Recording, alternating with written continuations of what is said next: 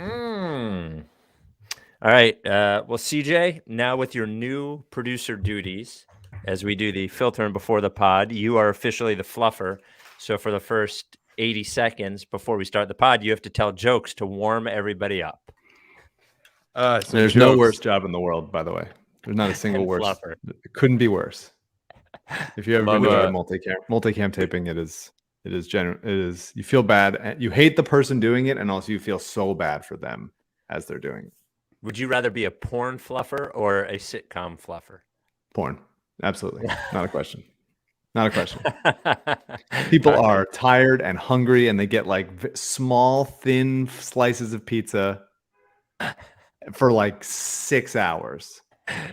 And you're trying to like get ready to hear the same scene that you heard 3 or 4 times already. That's awful. Porn, 100%, not close.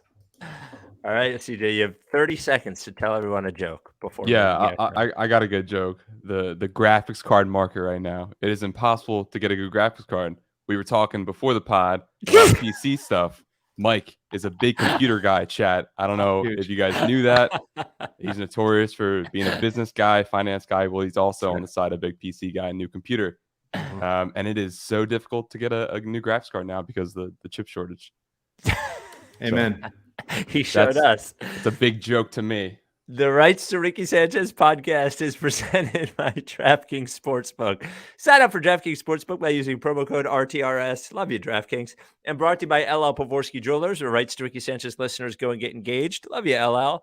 Kornblau and Kornblau, the official law firm of the process. And love you, Kornblau.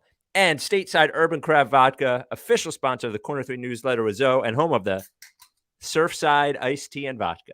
Right there. Look at that. Woo! Celebrating the Joel's 50 with a Surfside iced tea and vodka. StatesideVodka.com. Sixers shake off a disappointing first half with a legendary Embiid performance with 50 to beat Orlando. Also, number 25, that saga continues to turn more leaked trades out of Sacramento. He deleted his Instagram account and more. And finally, there is yet another Color Star Technology update, even though they are no longer a partner with the Sixers, but they will continue to be part of our lives. That's right. There's even more. Without any further ado, Amos and the Chef. Larry, sweetie, the man is here.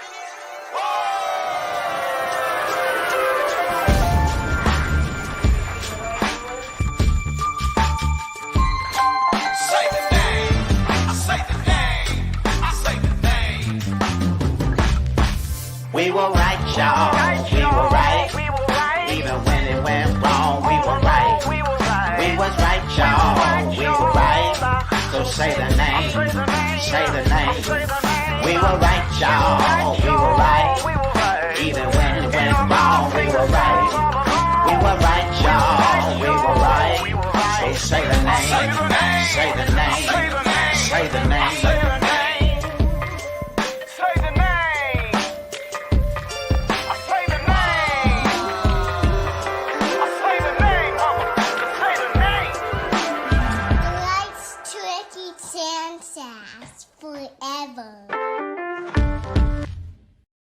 Welcome to the Rights to Ricky Sanchez podcast. I'm Spike Eskin, along with a guy who can't wait until you try his brand new metaverse platform. That is Mike Levin.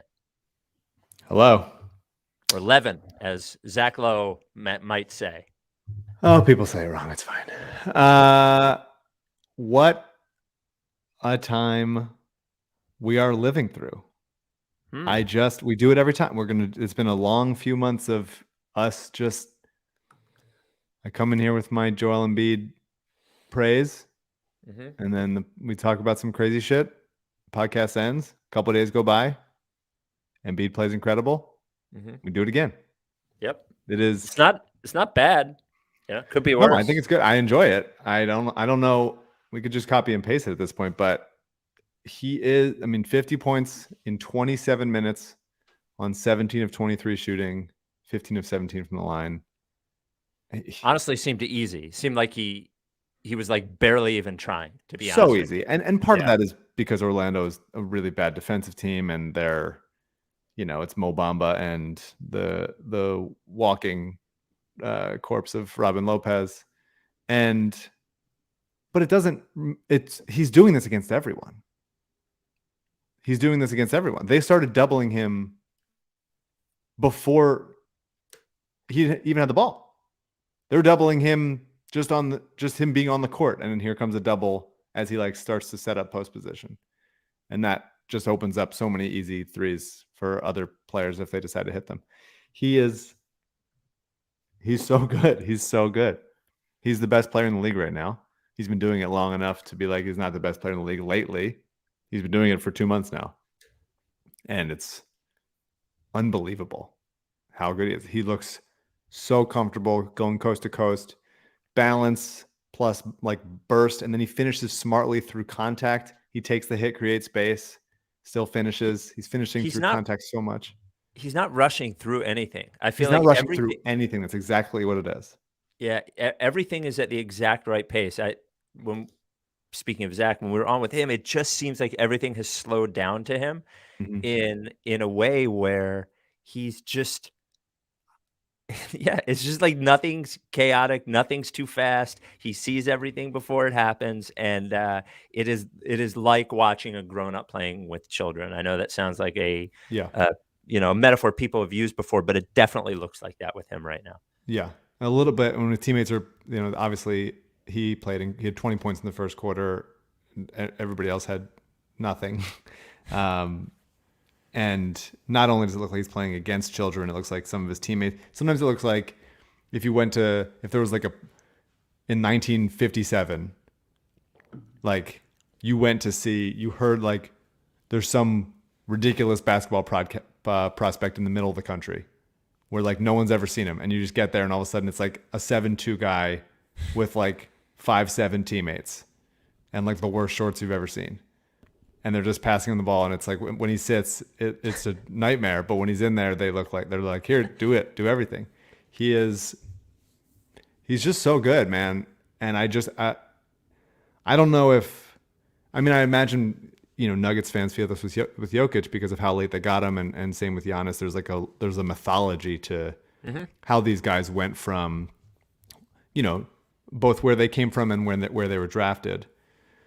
But Embiid missed his first 2 seasons with potentially career-ending injuries, and I'm never gonna get over how lucky we are that we have him on this team.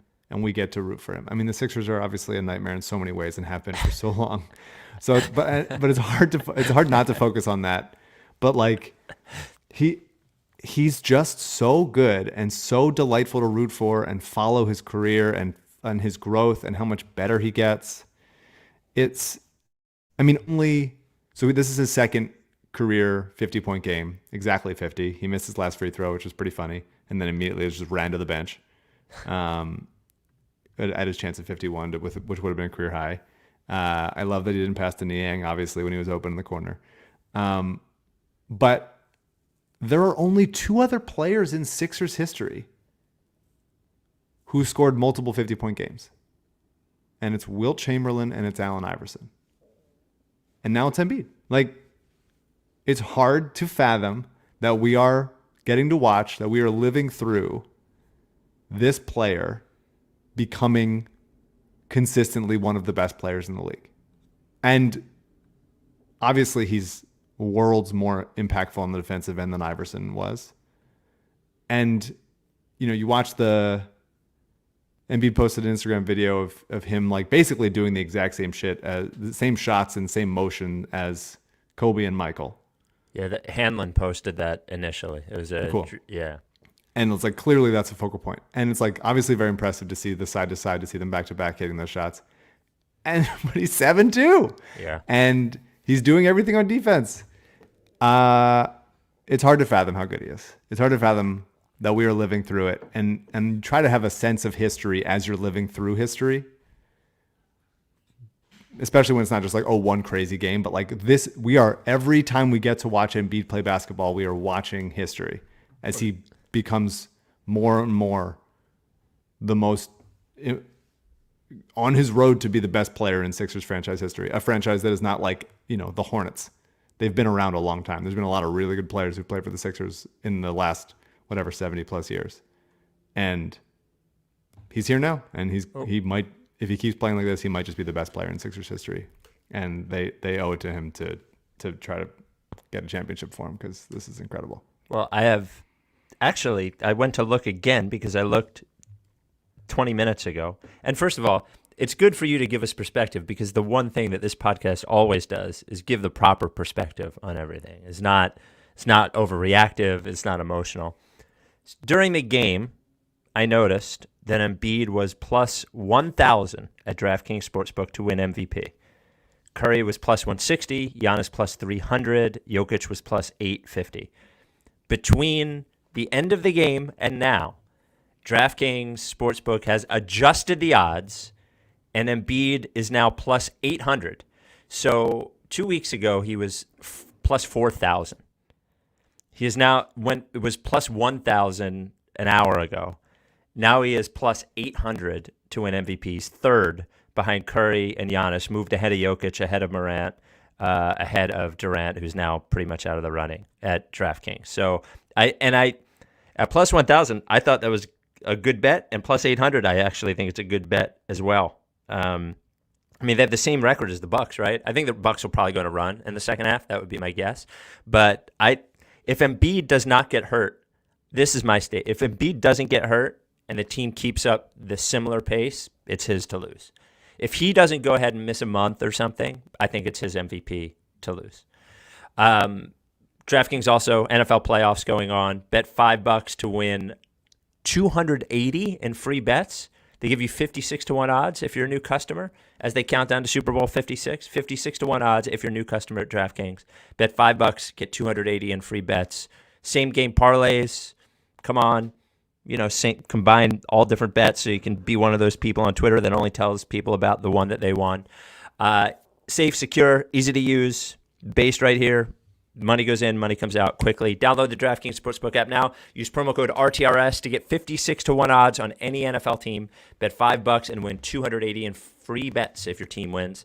That's promo code RTRS for 56 to 1 odds at DraftKings Sportsbook, an official betting partner of the NFL. Got to be 21 or older, NJ, Indiana, or PA. Only new customers only. Minimum $5 deposit, $1 wager required. One per customer. Restrictions apply. See DraftKings.com/sportsbook for details. Gambling problem? Call 1-800-GAMBLER. Think of the change, Mike, from week 3 of the NBA season or week 4 of the NBA season to now. I would have never guessed that Embiid would be in a position this particular season for us to be saying that he is a serious contender for MVP. Just didn't think this year was in the cards for him in that way. It's crazy. No, yeah, I mean, he started off sort of missing shots, didn't have his touch. The new ball, people were talking about a lot. The touch on the new ball was impacting him. Yeah, he's just gotten better. I mean, he's just gotten better. Like I think it makes sense from the lens of he's initiating the offense more. He's getting to do more. He's not as dependent on being passed the ball in a certain situation. Sometimes he'll just dribble into it and start the offense and do whatever he does. Like he's just incredible. And for what he's doing on defense, obviously it's easier to talk about the offense. It's easier to talk about watching him, create, find teammates in the corner, 5 teammates underneath. I feel like they're cutting way better off him. As he's improved as a passer, I feel like the team has made it more of a point to cut off him. Matisse started that. I think Charlie Brown does that similar type of player. I thought Tobias cut off him a couple times tonight. There was a nice Tobias reverse and one finish underneath off a Joe pass that I liked. But he's doing everything on defense also. Like, I don't want to say it. This isn't going to be like a talk about the Sixers weaknesses podcast because we know what they are and we've talked about them enough. But, Tobias screens Maxey when on defense. Like Tobias didn't move his feet or didn't get out of the way or didn't see it and just get bumped. Tobias not paying attention allows a Okiki corner 3, just not even looking, loses his guy. Seth, like several times, forgets who he's covering or who his man is and doesn't communicate and doesn't move his feet and stuff. And you can see Joel getting frustrated. Joel got frustrated at Seth one time. One is like, what are you doing? Why are you so far away? And why are you not helping? Why are you not moving your feet? Why are you not doing all that stuff? And yet, like, they still win just because of him. Like, it's really just because of him. It really straight up is. Like, obviously some guys hit shots, some guys help, some guys make some plays, but this team, arguably, if Embiid was out for the full season, like, this team would struggle to win 20 games. He is so good, and he's lifting them so much on both ends that it is hard to fathom how bad they'd look without him over a long season. You're muted. He's muted. He's about to talk any second now. Sorry. It was, I had to unplug and replug my microphone in, and StreamYard automatically muted me. They'd be fucking terrible. Is what I was going to ask this later. If you just take Embiid, somebody asked this in the email, and I will give them credit when we get to the email. If you just took Embiid off the Sixers and put him on the Kings, are the Kings like a 55 win team? Yeah, I would say the King. If you just traded him for Rashawn's a nice player. He's been hurt a little bit lately, but if you put Embiid there, I mean, that's basically what we're talking about with the Ben trade, is that it's going to be like, hey, do we just get some of the Kings and put them with Embiid? Yeah, I think if Embiid was traded for Rashawn, the Kings would win at least 52 games. He's that good. He's just... Well, I mean, they might win, 39 or 40 games without... I mean, they're probably better than the Sixers without Embiid right now. If you trade... I mean... If you traded Embiid for Rashawn, yeah, and we had Rashawn, I think the Sixers would probably win. I mean, I'd say struggle to win 20. I think they'd win more than 20, but I think it wouldn't be an easy 20. It would be a hard fought 20 and require Maxey to get as good as he is. But I would say the Kings currently will, if they don't make any trades, will probably win like 35 games, and the Sixers, if they didn't have Embiid, would probably win about the same, maybe low 30s, about the same. Unbelievable. Anybody else you wanted to talk about this game? I mean, Mo Bamba had a ridiculous game, and I think that's honestly, they work out together. They're both Drew Hanlon guys, and so I think Bamba feels comfortable playing with Embiid offensively because he does it a lot, and so he just like kept stepping into those. And then Drummond was just like, I'm playing this drive. One of these days he's gonna pull out the drive, and I'm not gonna get fooled by it. And so he just kept like being late on a closeout. You know, I mean, Mo Bamba's not great, but he is a shot blocking center who can stretch the floor. And sometimes he's not a good shooter, but tonight he was, and against Sixers he basically always is.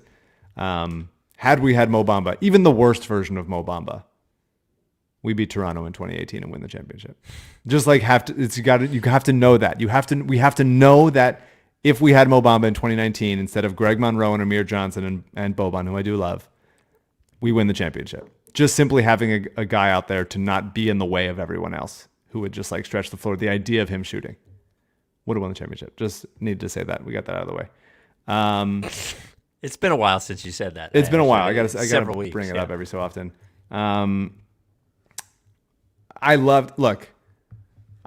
Maxey had a lefty floater that was so beautiful. His floater is automatic, but the fact that he can do it with his left and his right is ridiculous. I'm dying to get him more shots. Like, not tonight, Embiid had to get his. It's like, that's whatever. But he needs to get more shots. Some of that is on him. He's, I think, dribbling out of threes sometimes. He's dribbling out of like open mid-range looks sometimes. But some of it's on Doc, right? Where like a lot of the game, he goes on these bursts, and then the rest of the time he's just sort of deferring. And he's passing it up, and he's just getting it in and whatever. And I really need Maxey to be like a regular. How many shots did he take tonight? He took 10. I need him to get like at least 15 to 17 shots per game. Like, I need him up there because he's that good. Like, he's that good. They need him to be with the ball in his hands. And if that comes with like, okay, more assist totals instead of shots, that's fine. But like, he needs to have the ball in his hands more because he's good enough to do it. When he had a couple step back threes. When he gets into that rhythm, he's such a nice rhythm shooter. He's not a natural shooter. He's not going to like catch it low or awkwardly and be able to like that's more of a Niang. That's more of like, only shooters. But when he gets into his dribble drive and his step back and his side step, like, he just gets into his rhythm. He's too quick for guys to keep up with. And so he can get to those spots and just basically like muscle memory, hit those shots. And I want to see more of it. He's really, really good, and he's going to keep getting better. And I want Doc to empower him to get better instead of just, setting other guys up and attacking when it's time. Like sometimes I want to see him force the issue a little bit.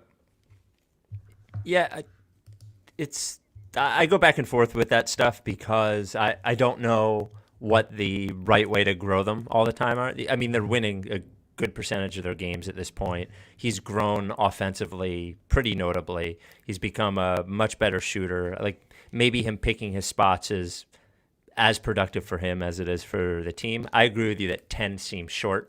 So 14 to 16 feels like the number of shots that he should get, So I mostly agree, but I also don't need it to be the maxi show out there yet either. Keeping it compartmentalized, especially for a second-year player, not putting too much on him too soon. Because normally with first and second-year players, if they have that much on them, it's for bad teams. It's not for a good team. So we certainly need enough time for Tobias to dick around with the ball and Seth Curry to pass up shots too.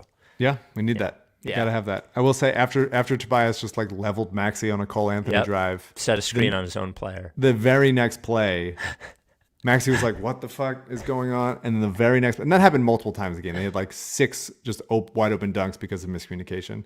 The next play, right after he screened Maxey, was Tobias dribbling into a step back 18-footer with Mo Bamba on him, barely creating any space.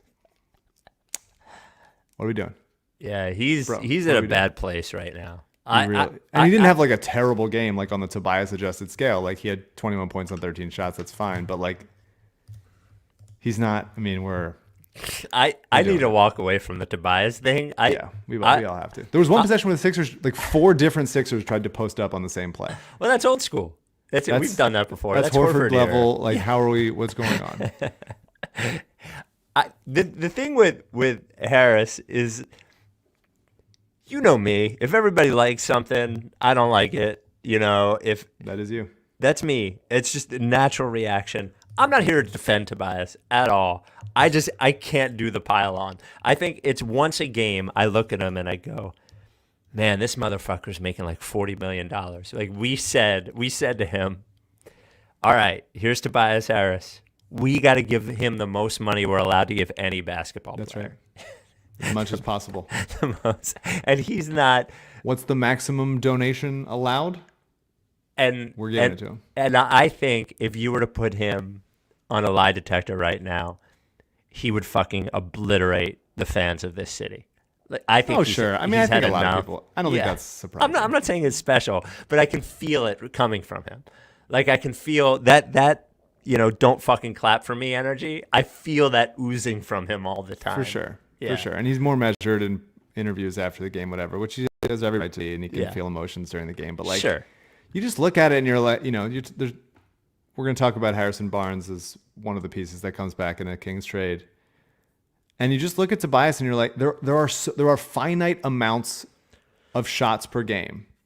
And like, could Tobias do more than some other players in like a game of one-on-one? Mm-hmm. Maybe, probably. But like, he's just in. You don't want him to be the guy that you're depending on for a catch and shoot 3. You don't want him to be the guy that you're depending on to like go get you a bucket because he has very, very limited dribble drive game. Like he basically straight line, one move, nothing. Like when was the last time Tobias made like a cool move? Like there's no ball handling like acumen. He's not a great passer, although he's gotten better at throwing lobs to Drummond. I think that's nice and helpful, especially because like when Embiid's out, they need to manufacture points. But like, and he really doesn't try on defense so often. He like loses, falls asleep, doesn't move his feet, gets blown by whoever. Got blown by Franz Wagner, who's a really good player, and who his whole career, everyone's just going to say anytime a white player is like fast with the ball, announcers have to say sneaky quick. It's like in the contract of announcers, you got to be like sneaky quick, sneaky athletic. Actually, it's like because he's white, I didn't expect him to do that. It's like he's very good, and a lot of guys is whatever, but he just doesn't pay attention to it. It's whatever. Frustrating. You wish that you would give that amount of time, but sometimes he gets like he uses his body sometimes well in down low and seals and uses his girth to get around it and get easy layups sometimes, but not enough to where I'm like thrilled to give him any amount of shot attempts per game. I'd rather him not be here. That's straight up how everybody feels correctly. Before we get to the, what do you want to do? Do you have any? I mean, the rest of the game was we don't. Yeah, I mean, it nothing was else weird in the that they rest. started Charlie Brown. Thought that was weird. Yeah, thought he had a that was a 3. weird thing. Without, I mean, I get why they're like, there's no Danny, there's no Matisse, so we have to get some athletic wing defender type in there. And immediately, Charlie Brown contested a Mo Bamba role that was nice and helpful because nobody else on the active roster would do that when Embiid helps.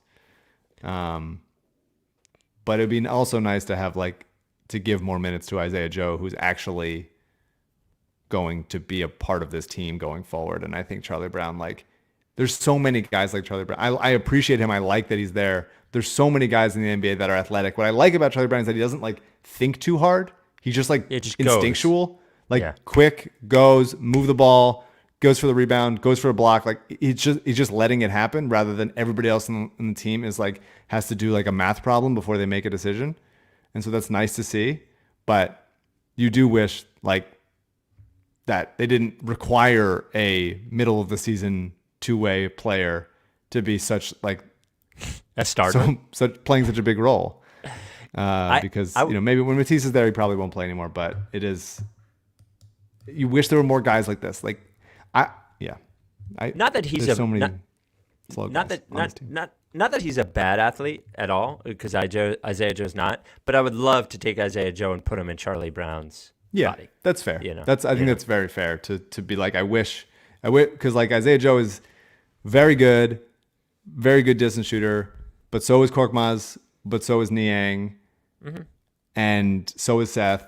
And you're just these guys are not quite enough. You wish you could just sort of mush them together and be okay. But yeah, I mean, Charlie Brown's body and energy level and quick twitch and quick brain really helps this team. Even when he's in -17 tonight, he didn't play most of the game, but he's just generally a helpful player out there. But shouldn't be we shouldn't be requiring that. But they have too many of the same type of player. Yeah, they shouldn't be 10-day, two-way, starter, all in the same 7-day period. It happened rather quickly. We got an email from Eric. He says, Spike, I emailed Adam Kornblau yesterday because I'm in a dispute with my landlord over the termination of my contract. I would have never thought to contact Adam had it not been for the Rights to Ricky Sanchez. I'm so glad I did. I emailed Adam in the late afternoon when Tobias Harris played like a sloth, and Adam called me last night. Even though I'm in New Jersey and he was unfamiliar with the landlord laws in the state, he did his due diligence, reviewed the law, and read through my lease agreement. He is a personal injury lawyer, by the way. Needless to say, I am much more confident moving forward in my current situation now that I've talked to Adam. He helped me draft an email to my landlord, and I'm confident my landlord is in the wrong in this situation. I can't believe he called me and gave me 30 minutes of his time. He could not have been more pleasant. Feel free to read this review on an upcoming pod. While my landlord is a miserable person, it's not because he's a Sixers fan. It's because of his life. I love that. The one thing you want from a lawyer is for them to be just a little bit lonely. And I feel a little bit lonely and a little bit excited by somebody else having a problem. Yep. And that's what Adam is. Kornblau and Kornblau, been around for over 40 years, the premier boutique personal injury law firm in the Delaware Valley. Here's what I can tell you with confidence. You go to Kornblau, as you just saw right there. He's not going to schlep you off to somebody else. He is going to, especially if it's personal injury, they're going to take your case. They have some of the biggest results in medical malpractice cases in southeastern PA, but any sort of personal injury, they've got you at Kornblau and Kornblau. You're going to get them. They're going to take care of you. Having been in a personal injury lawsuit, my wife and I were rear-ended by somebody who was drunk and on PCP. It's good times. I did not know Kornblau at the time, and I wish I would have, because it's a stressful, arduous, long process, and Kornblau is the guy that you want. Or if you need legal advice with your landlord, he'll take care of you too. But so many of our listeners are like, I called Adam for something that had nothing to do with his business, and he helped me. 215-576-7200 to ask for Adam. Email Kornblau at kornblauandkornblau.com. Kornblau is spelled with a K, and the "and" in the email address is spelled A-N-D, and the rest, as they say. It's up to you. You pretty much spell whatever, and it'll get to him. It'll get to Kornblau. Yeah, Google it. All right. So there have been a bunch of updates this week. You know, so Mike from Body Bio texted me, and he was like, when he saw the rumor that Pompey wrote about the trade, and he's like, "Do you think this was a real offer?" And my response to everybody on all of these things is they're all real and they're all not real. Like, I don't think anything is totally made up. I don't think anything is just an offer that actually happened or didn't happen. I think there's a lot of fluid conversations about everything. And the thing to always remember is that you don't know what else they're talking about. Like, you don't know what the other offers are. So if you see this one Sacramento offer and you're like, well, they should have taken that, you don't know what else is going on. So while I think it's fun to talk about, you know, it's all sort of the same blob of public negotiation. So this week, 25 deletes his Instagram. His first social. What's that? I didn't see that. I didn't know. Yes, CJ, let me know. He was producing today. He produced his ass off, actually. A lot of texting with CJ today about the show. He, in his first social media anything in months, he liked a video of that Russell Westbrook dunk when he dunked on Gobert. So the Kings, according to Shams, was it Shams that said that they don't want to trade De'Aaron Fox? They want to build around him and Halliburton. Somebody wrote that.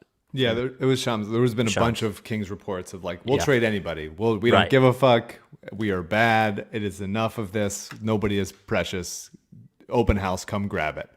And then Shams released a report saying, like, actually, they really love them both and wouldn't trade them for anything in the world. Like, it's just like some propaganda. It's like, I'm literally just like reporting what people say. Can you just read Shams' tweets in that voice in video and repost them on the Ricky? It couldn't be less of his voice, but that's how I hear it. Like, it's actually like, oh, they're actually telling me this, and I'm saying it to you.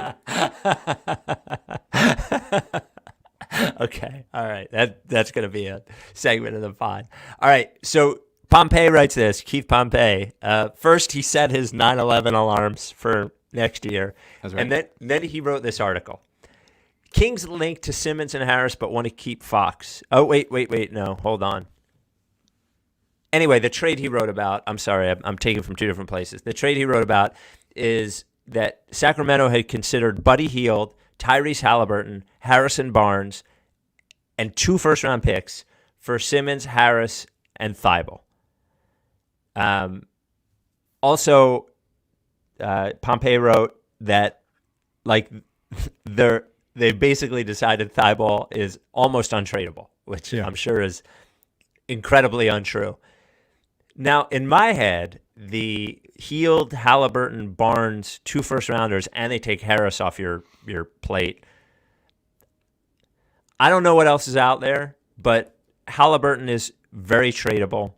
Barnes is very tradable in a next step trade, I believe. And almost any team could use Harrison Barnes, I think. You know, a 4, athletic 4 who can play defense, hit threes, yada, yada, yada. Halliburton's very tradable, 2 first-rounders, and they take Harris off your plate. It feels like the right kind of value, right? Yeah, I mean, I would. It's interesting because I think for the last several months, we've been looking at Simmons trades and being like, not really there unless it's like 3 guys. Yeah. But then you open it up to adding Tobias also, and it becomes like, hang on a second. Mm-hmm. This is interesting. Now we're talking. Now things open up because everything's been like, well, how does that fit with Tobias? It's pretty weird, kind of bizarre. Harrison Barnes definitely fits better with this team, with Embiid, than Tobias does. Yes. I obviously love Tyrese Halliburton. I think he would be a joy to watch and a real beautiful connector on this team, from Maxey to Embiid and all the other shooters on this team that are not as intuitive passers and don't make quick decisions and have their head up all the time. I would love him, and he's also developing as an on-ball threat. And Buddy Hield Hield's only played for bad teams. Yeah. He's just only played for bad teams. I think that there's just like a stink on that Kings team. I think if Fox ever leaves, I think his defense will improve. I think Buddy will be a little bit better. This is part of my like nobody sucks theory. Because in the NBA, like everybody has to be so good to get there, where if they just like are slightly less motivated than everybody else, then like it really shows defensively if you have the tools. But he's never gonna be a great defender, but he's good enough as a shooter to not die on defense the way Seth does. So that's really interesting. I wouldn't trade Matisse in that trade. I would rather only take one first rounder or figure it out, or maybe a pick swap instead of that, whatever. Because especially without Simmons, Matisse really is carrying the wing defense of this team. And who knows how long Danny's going to hold up for. His hip shattered and we haven't heard from him since. So that would make me like, second guess if that's the deal. But that's a pretty good trade to think about it as, Maxey, Halliburton. You could say Hield or Danny. Let's say Danny. Maxey, Halliburton, Danny, Barnes, Embiid, with Seth and Buddy and Shake and Korkmaz and whoever. It's a lot of depth on that team, a lot of shooting, and enough defense to get by, especially with Barnes, where you'd really consider it. And then you go, this is why I want the like middle ground trade, where you can then go in the offseason, who's the guy we really want. And if you want to package Halliburton, you package Halliburton. If it's easier to package Maxey, as much as that would hurt to get like a Harden or a Dame or whoever you're thinking, then you think about it. But I would really love to not trade Maxey. But the Harden sign and trade to me becomes a lot, believe it or not, becomes a lot easier with somebody like Barnes, Barnes and even Barnes and Hield or something. Like if you're building out that Nets team, you're probably not looking for another star if you're signing and trading Harden. And Harden has a limited number of players, or limited number of places he wants to go to. I think they probably have more of a use for Barnes and Hield than they have for Simmons, to be quite honest with you. I disagree with that. I think because of how good Kyrie and Durant are, having a guy that is as athletic and as getting easy offense for the shooters as they are, they especially without Harden, they're then lacking some. They have a ton of shooting on Brooklyn, especially when Joe Harris gets back. We're talking about next year, but they're lacking some initiating and some passing and just getting open looks for guys. And Kyrie mostly looks for himself.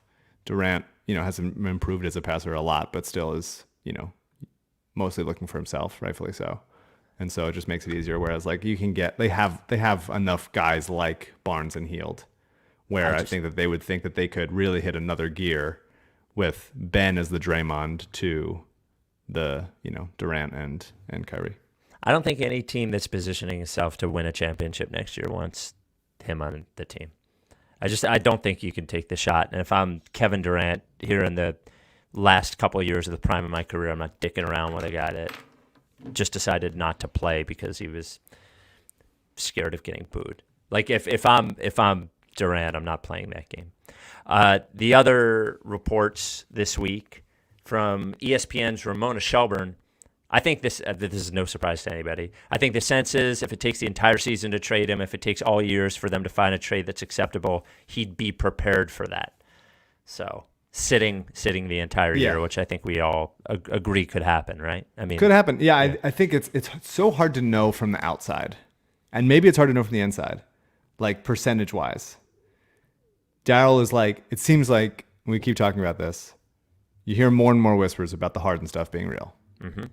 You hear from people that are like, I heard from whatever, and you hear from text messages from like, I heard it actually might be, and this is what it sounds like, all that stuff. It seems like Harden legitimately might want to come play for Daryl, or at least might not want to stay in Brooklyn, and he has spoken publicly before the season when he didn't sign that extension, of like going into free agency for the first time. So maybe he wants to be wined and dined and stuff like that. I don't know.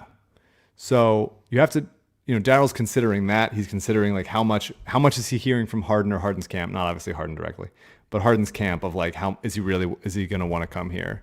And how much does Daryl then decide to alter his moves for this season at the idea of getting him in this offseason? And if that's the case, if a sign and trade is more likely, then do you have that conversation with Brooklyn, or what sort of like back channel deals? Is Brooklyn even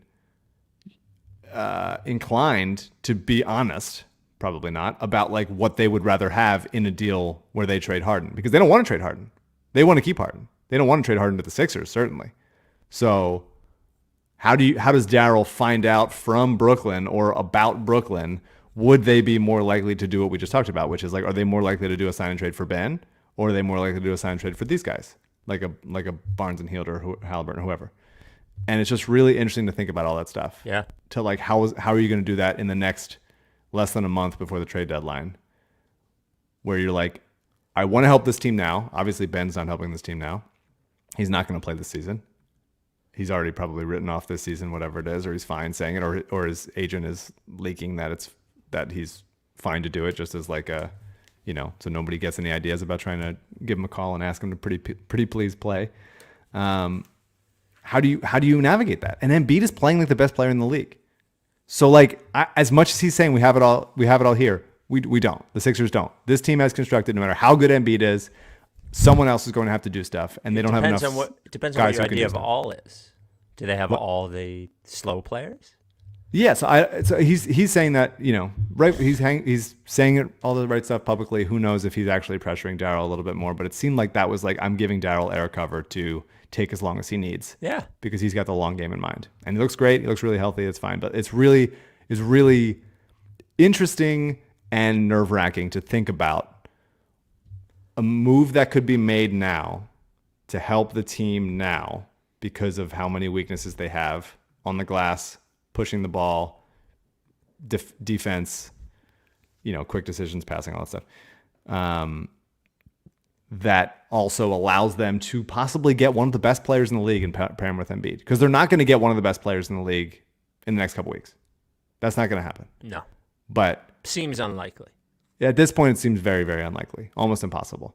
So does the idea of getting like the 45th and 59th and 70th best players in the league and some picks help? Like if that drops you down from like a 20% chance to get Harden to a 15, is that worth doing? It's like all this calculation of knowing of like, what do people want? But people are predisposed to not tell you the truth. So are you dealing with agents? Like, it makes me like anxious to not know, because it's not my field. Like I wonder if front office is like, there's a level of not knowing that you have to be okay with.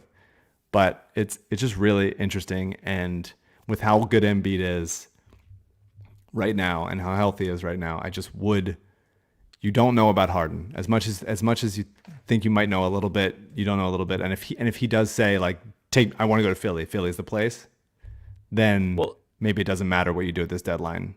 They'll just find a way to get him there.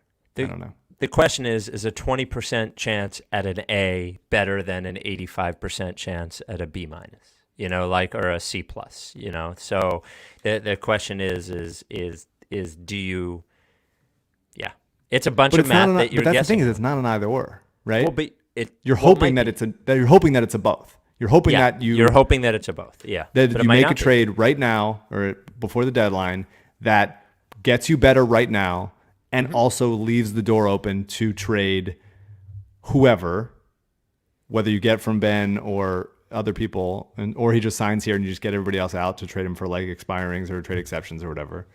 And you can get that guy. And it seems like that guy that is most likely, at this point, most likely Harden.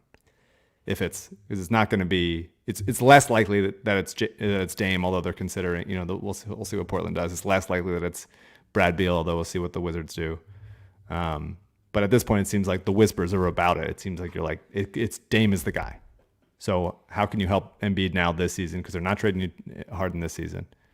And also leave him open to succeed for the next like 3 or 4 years with them together.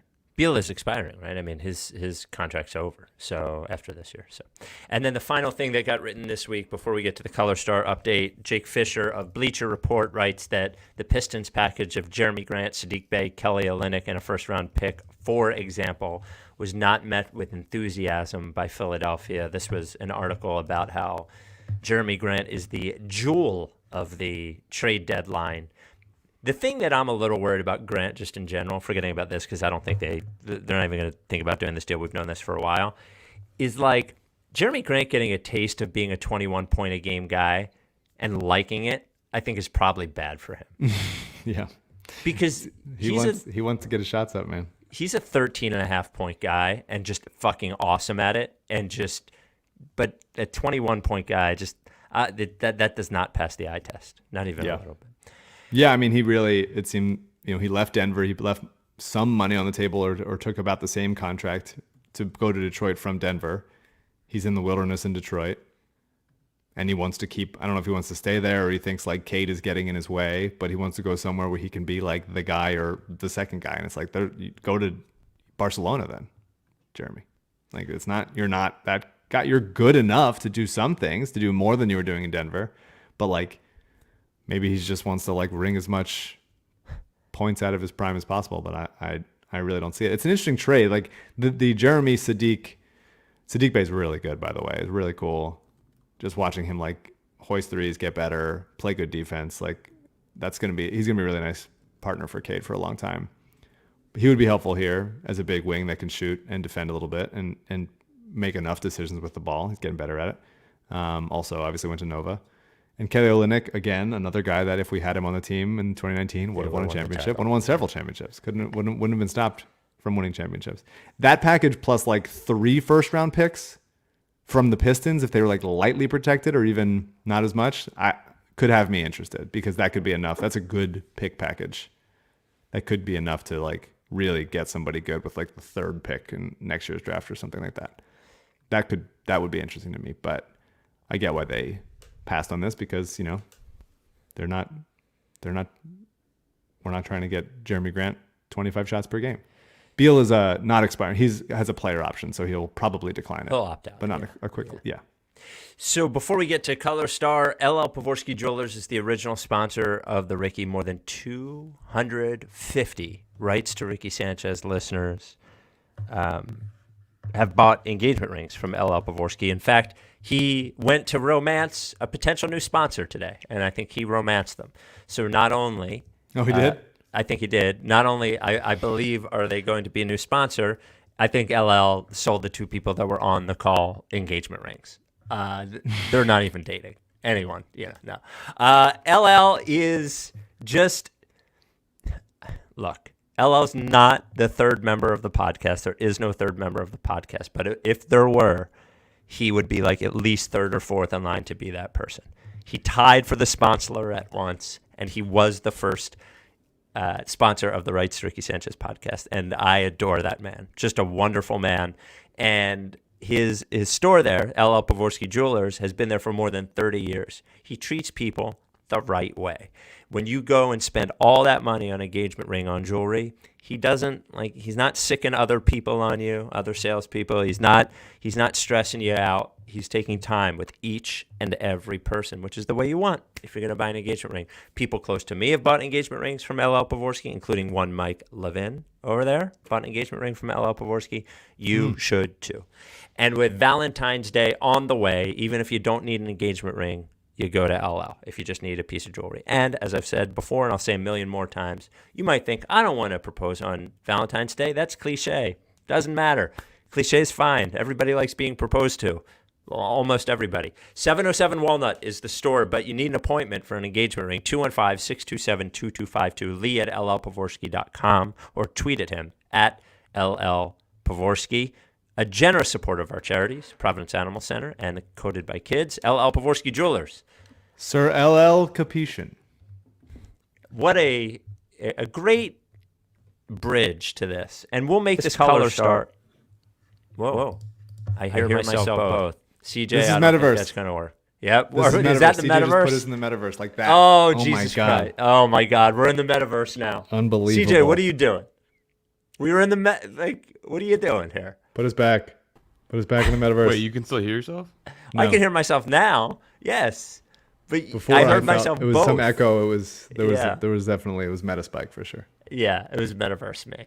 If that's the case, we might need to skip the interview. I need to play part of it. Can I just introduce it and then you play it and then we don't Sure. talk? Yeah. Okay. So this Color Star technology update is brought to you by Stateside Urban Craft Vodka. Their Surfside iced tea and vodka. I'm sure they love being involved with this. Yeah, this High unhinged climate. update is brought to you by being drunk. Hi, Stateside. I love you. Their new Surfside iced tea and vodka, we all endorse. I endorse. Mike, CJ. It's fucking amazing. It's really very good. It is not carbonated like most of the iced tea vodkas, which is great, which is very nice. It's like just a calm, like a smooth, it's not too sweet. Most of these things have 200 calories, not this one. No sugar, just 3 grams of Splenda, I think, in there. 100 calories, iced tea and vodka, Surfside, available at statesidevodka.com. Okay, so Color Star Technology, you know the story. They were once partners with the Sixers very briefly.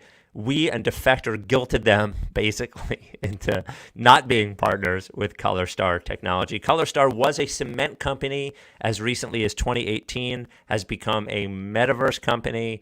There's just a lot of stuff. I can't give you all the background. Google it. It's totally fine that there was cement company in 20. Like, look, Maxi got better so quickly. He developed. That's a good It point. makes sense that a ready-mix cement company would become a metaverse company as quickly as Maxi got better. I see it. I see the progression.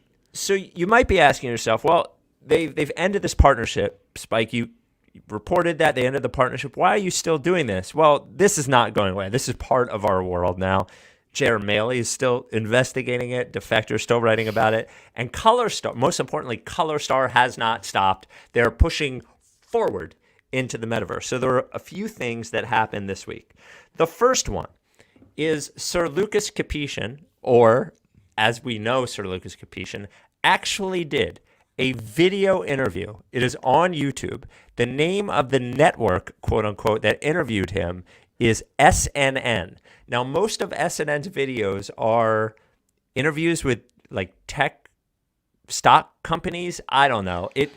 The video is about 4 minutes long, and it seems incredibly scripted, but on the screen is not the Lucas Capetian that was in the drawing, but the Lucas Capetian we saw a picture of. You just need to hear some of it. I think my favorite part is after Lucas gives the first answer, this guy's response. So, CJ, why don't you play the beginning of this? It's also heavily edited. Yes. Forward-looking statements. There you go. This is Robert Kraft, and I'm your host on SNN Network. And joining me right now is Lucas Capetian. He is the CEO of Color Star Technology Co. It's a publicly traded company. The symbol is CSCW on NASDAQ. And with that, Lucas, thank you so much for joining me today. How are you doing? Hi, thank you, Robert. I'm very happy to be here. It's great. All right, Lucas, this is our first time doing an interview together. So I'd love to start off with a quick overview and history of the company. All right. Our company name Color Star, the application name Color World. So we have doing online application. So to sharing the artist successful experience and teaching the people in the application. So now we have the new stamp for the metaverse. So we will create a virtual world for let people have more choice and give huge the concept for this metaverse. Very good. All right. So the metaverse obviously has been a Very good. hot topic in the last few months here, from Facebook changing their name to Meta platforms and Now, whatnot. CJ, So can you pause it for a what second? about There's something that I want you to listen for is Lucas keeps bringing up the idea of like a coffee shop. He keeps saying coffee shop is one of the things that I noticed that comes up a little bit. So, all right, you can continue. your company with Color Star? What makes your company unique and different compared to some of your peers out there that are also now taking on this metaverse idea? Yeah, compared to before, like for example, we talk about before the online application. So similar business like masterclass. Before we using have the same business, but we more favorable. The price is more friendly also. Now metaverse, we going to more extend sales in the previous business. We will have the coffee shop that I can provide an online meeting system, stage later user experience. So this just is small spend, like a small example. Very good. And what's your background? I mean, how'd you come into all This this? guy doesn't know what very good means. My background, I'm very happy that I can serve as the new CEO of the company. I have always been very interested in the artificial intelligence circle. And after graduating from the university, I started to invest and start my own business. Before I invest and founded 2 companies on artificial intelligence, one of the development of the intelligence of software. The another one is the research and the development of artificial intelligence products. Because I have very interest in this aspect, I have been engaged in this kind of industry. Later, by chance, I have some contact with the management of the color store at the time, then proposed the concept of the entertainment metaverse that is attached me. And Lucas, before I let you go here today, from what you can tell us, what would you say are some of the company's value catalysts now moving forward here in 2022? Great question. Yeah, that's for sure. It's the new project metaverse. This is a whole brand new world plus the previous online teach application that will be 1 + 2. And the metaverse, we will create 3 points. One is the coffee shop. We can meeting in the application, and we have the Center Park. The people can sing and dance over there. And we have another one is the shopping mall. So everybody can selling his own product, real product and the virtual product. Both you can sell. So is the idea? Sorry, CJ. Is the idea that like you go online and instead of like it being this like, you know, Call of Duty type map world where you can like look around and stuff, you're like in a coffee shop and a mall. And a mall. That's what the metaverse and then is. in that place is like, oh, here's our partner Shaquille O'Neal and Adrian Peterson and the Sixers and all the Sixers. All the Sixers. Yes.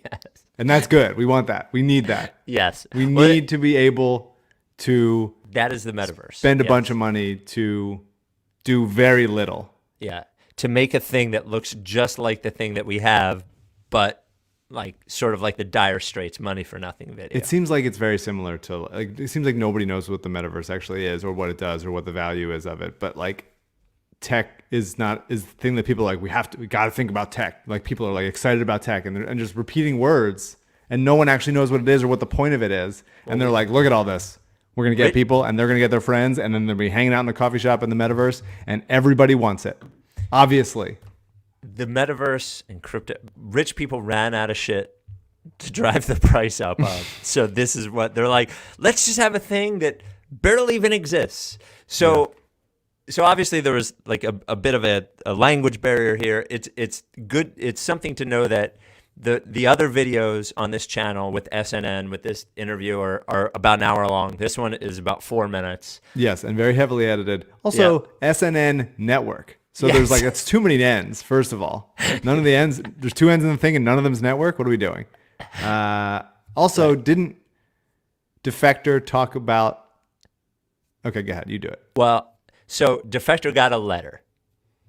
From Lucas Capetian, or Caption, as it was said here. So they got a letter from Color Star, Dan McQuaid. Shout out Dan McQuaid from Defector. Here's the letter. Now, before I read you the letter, the great thing to me, there's 2 great things about this letter. 3 great things, aside from the content. The first is the logo up top is actually just taken from their website and pasted onto their what's it called here? Their letterhead. Because there's an off-white background on top of the white letterhead. Yes. Then the other thing I like is under their logo, they're always talking about how they're on fucking NASDAQ all the time. So their logo has their NASDAQ symbol underneath it. And then the other thing is the zip code that they have. Their address is A108 Adams Street, New York, New York, 535022. That's too many numbers for... I don't know if the eagle-eyed viewers will be able to tell that that's one too many numbers. Also, like, it has to have NASDAQ there because isn't that their whole business model is they exist to be on the stock exchange so that we can then sell more shares of our nothing company. And then make profit off of never doing anything. So the letter says, reference to your previously released articles. This is Defector, who's written several articles. Reference to your previously released articles on December 23rd, 2021 and January 5, 2022. What the hell is this company the 76ers partnered with, and 76ers new metaverse partner somehow getting weirder, respectively? In reference to the article you wrote that said, I'm a fucking loser asshole and I should rot in hell, I would ask respectfully that you stop saying it. Having to say the article back to him is really funny. At the time of writing these articles, you did not get in touch with our company to ensure the correctness and accuracy of your written context. They did. They tried. They did with Doug Menely, who now, Defector wrote today, says he is not working with them in any capacity. But oh, interesting. Sad. Of which the Best of queries luck in future endeavors. Yep. Of which the queries and statements you listed in both articles were entirely from your own assumptions and speculations. We respect your right to the freedom of speech, but we cannot accept your malicious speculation and denigration of our company. At the same time, there's obvious racial discrimination in the articles that you published. If we're talking about the human race, maybe. We just wanted to know if you existed or not. At the same time, additionally, the above-mentioned articles have caused negative impacts to the images of the company and to me. We have suffered great financial losses. Therefore, we ask that you delete the articles you have posted within 3 days of receiving this notice and issue your apology without reservation. Otherwise, our company will seek legal procedures to pursue all your legal responsibilities and financial compensation for the losses caused to the company. Lucas Capetian, CEO, ColorStar Technology, 11722. We've suffered great financial losses for you saying that we don't exist and us waiting a really long time to say anything about it. Yeah. To say, like, actually we do. Other people saying, like, actually, here's what they do. Actually, their business model is this. What product do you have? What is legitimate? And you pointing that out that it's not legitimate has actually made us, all of our stuff, we deleted it by accident. All of our good stuff, all of our business is gone because you wrote this article and made us sad. We have a video game coffee shop. And then finally, two more things. I'm sorry. So then ColorStar on their Instagram, which is their web presence is now better than it was, I would say. So they release this 30-second sizzle reel on Instagram. Now, it should be noted, and CJ pointed this out, the sound mixing is very bad, and also the captions are all different fonts. And look, they were copy and pasted from different places. Hit it. ColorStar is a high-tech entertainment company. It's also the first company in the world to bring highly innovative staged setup into the scene of entertainment. ColorStar always pursues innovation in artificial intelligence and VR vision. ColorStar has massively invested in material resources and manpower for creating smart entertainment and online interactive 3D content.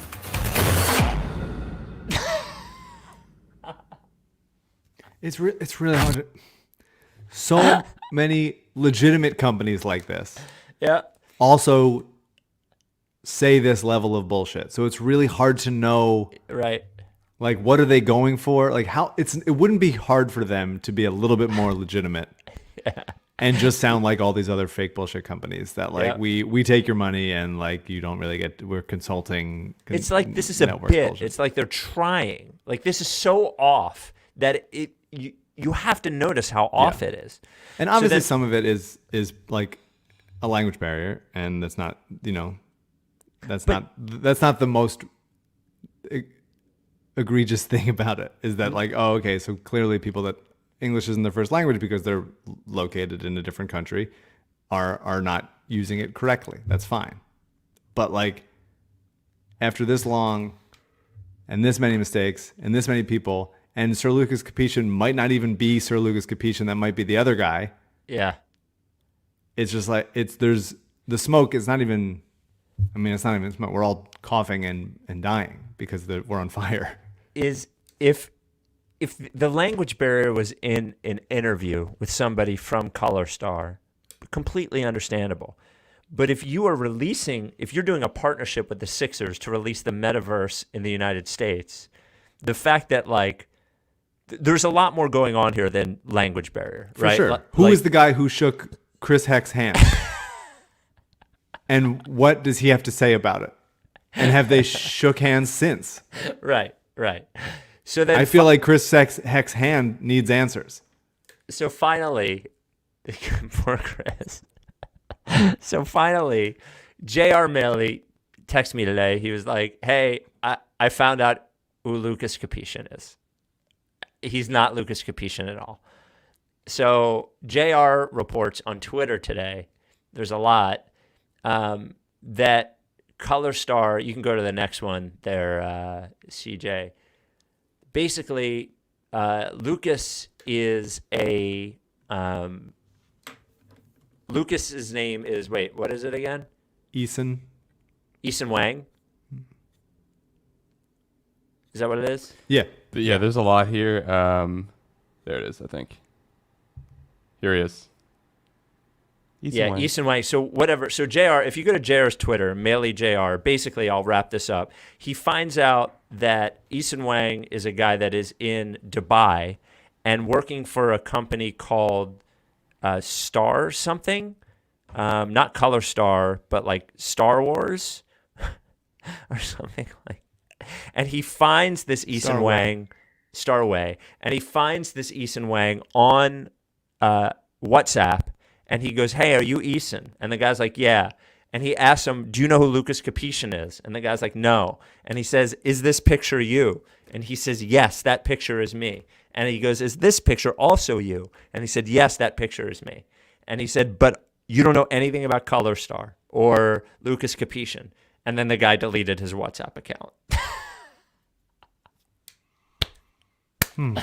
You have to go to there's a lot here on JR. Like JR is so deep into this shit that like I don't even know how to explain all of it, really. I would go to his Twitter. So Just like the Sixers backed out, right?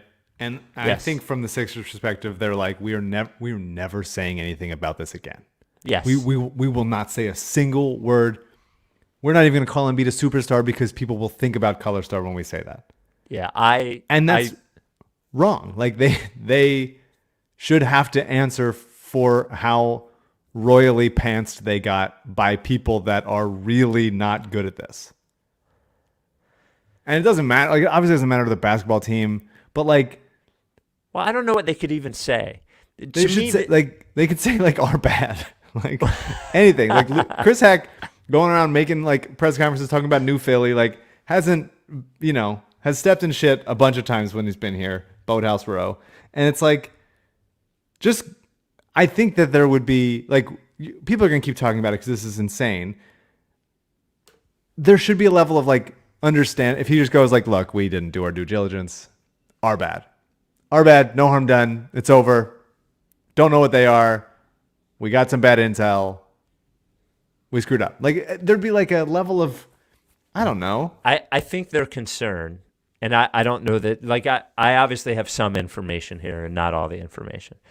I would imagine their concern is, hey, look, we don't want to embarrass whatever that company is. Like, well, Who because already embarrassed us. Well, because there's obviously like fucking weird shit going on with the company, with all the money going into it and all that kind of stuff. My and this part I don't know for sure, but my best guess is some fucking sponsorship salesperson got the buy, they did the buy, they paid, they fucking moved on, and they had no idea that it was this fucked up. No, I get that. Yeah. But that is what you get when you don't do your due diligence. But That's what what you get. diligence? I don't know.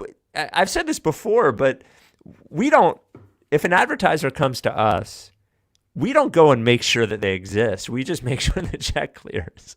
That's not true. You ask them what they do. Yes. And we they're a talk about metaverse their company. product on the podcast. And if we had to talk about a product that we straight up didn't know. Yes. Okay. Very true. For the podcast, absolutely. But I'm the only person doing that. Like, I don't have an army of salespeople bringing deals to us all the time. We have like 7 sponsors. I make sure that they're all real. Though, is there anybody I haven't met in person? But even if they weren't, look, if it turned out that like, well, I'm not even going to pick one. I'm not even going to speculate. But if one of our one of our sponsors didn't exist, but it's like, oh man, they got like duped by a company that sold this. They got duped by a company that sold this product. At least it'd be like, yeah, we thought we were selling, they wanted us to market friggin' tissues for them. And we talk about how their tissues are great for your nose and really good at getting the mucus. And that's fun. And we'll talk about it and you'll pay us and that'll be great. But it's weird that they both don't exist and don't have a business plan. That's the weird part. That because we know how to talk about the sponsors that we have because they are like real, providing a service. Yeah. And this company was not only do they not exist, but they also like what do they sell?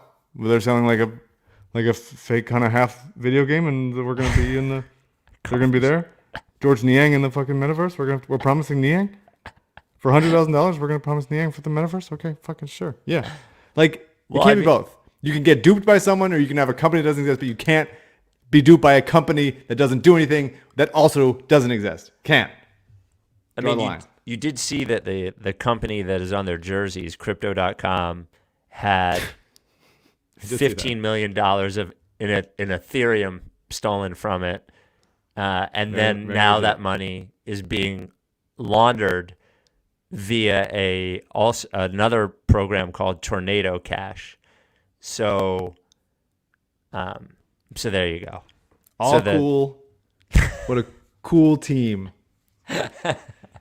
Man, Joel Embiid and the song are doing so much work to make this Sixers team cool. Yeah. Because everybody else is determined to make them as fucking batshit weird stupid as physically possible. People keep asking for a t-shirt on this. I don't even know how to do it. We haven't done a shirt in a while. I don't know. Lucas's face on it. I'm a little upset that we've definitely not Lucas's face. Poor guy, whoever. No, the fake Lucas. I mean, video game Lucas. Sure. Yeah, that makes sense. I'm a little upset that we've never gotten a cease and desist. I feel like I've said enough things where I deserve to be ceased and desisted. And thanks, Mike. Like defector getting it and us not getting it is a little bit like, okay, come on. Well, we bury stuff in the podcast. The thing about a podcast is you have to dig deep to find it. You have to actually pay attention, whereas defector, it's right on. Dude, well, they didn't even get a real legal thing. They just got a letter threatening. Official. Yeah, an official letter with a 6-digit zip code. So I hope we don't get that. I don't have the legal funds. I don't want to. It's all under my name. Stick Kornblau out on the street with a sign. Go send him to New York or wherever the fuck this company pretends to be. So to your point earlier, as we wrap this up, I feel like every title of the pod of the last 6 weeks has been Embiid dominates, Simmons rumors continue, Color Star update. Yeah, it's every pod we've done. So, a Ricky shirt with a NASDAQ ticker is John Chen suggests is a good idea, but we can't steal the NASDAQ thing and put it on a shirt and sell it. So something with Color Star and stocks and the Yeah. metaverse. Yeah. Somebody's going to come up with the idea. Coffee shop, maybe the coffee shop. All right. We will talk to you Saturday. We're going to have Chris Herring on Saturday. We're going to talk about Blood in the Garden, the new book about the 90s Knicks, which is really outstanding. I'm about just under halfway through it, and it's a lot of fun. It just as a tease, it's crazy that it's real. Yeah, there's a lot of stuff that's what it was really like. Yeah, very different from the Color Star saga we're in, but in a different way, crazy that it's real. And the book is available as of like yesterday, I think. Yep. So get it from bookshop.com or IndieBound or any of those type places. Yep. All right. We'll talk to you Saturday morning. Are you down with TTP?